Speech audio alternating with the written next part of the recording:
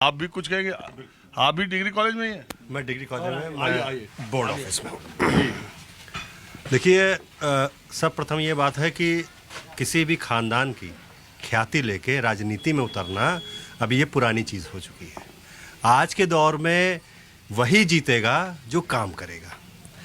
आज अगर आप कहते हैं अमेठी में कुछ तब्दीली हुई है, कुछ बढ़ोतरी हुई है, तो हाँ, विकास हुआ है। मैं 2017 में मैं यहाँ आया और मैंने देखा कि शाम को 7 बजे के बाद यहाँ से एक ई रिक्शा नहीं मिलता था कि हम 5 किलोमीटर दूर जा सकें। आज वो स्थिति नहीं है। आप देखिए, आउटर हमारे पास एक रिंग रोड जैसी छोटी सी चीज़ है, यानी बाईपास जिसे कहते हैं, वो है। हमारे पास स्ट्रीट लाइट्स हैं कि हम बाईपास तक जा सकें, तो हमें स्ट्रीट लाइट्स मिलती हैं।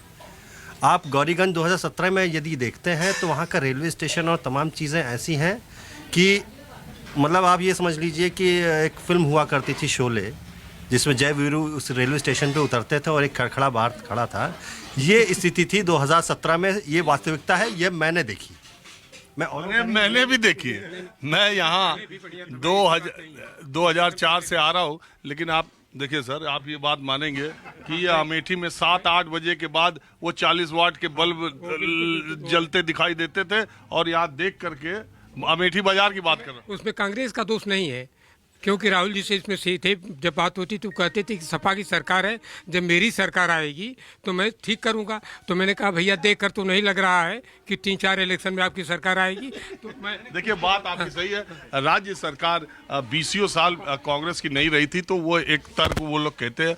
बहरहाल, जो बात आप कह रहे थे, मैं सिर्फ ये जानना चाह रहा हूँ कि अगर राहुल गांधी और स्मृति ईरानी की इस बार फिर टक्कर तीसरी होती है तो मुकाबला कड़ा होगा या रिजल्ट पहले से डिक्लेयर्ड है? नहीं सर, देखिए, हवा जैसे बताई जाती है कि कड़ा होगा, वास्तविकता ऐसी नहीं है।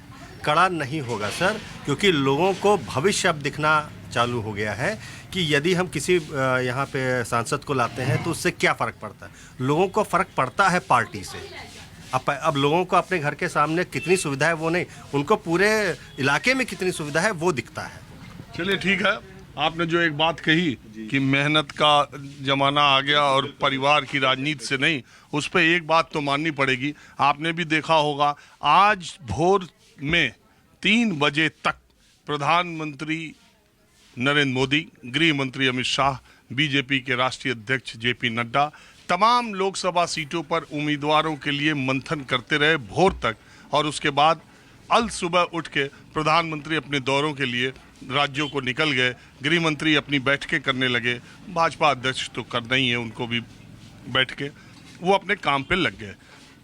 इस दृष्टि से मेहनत में प्रधानमंत्री नरेंद्र मोदी, गृह मंत्री अमित शाह और मुख्यमंत्री आदित्यनाथ का कोई सानी नहीं है।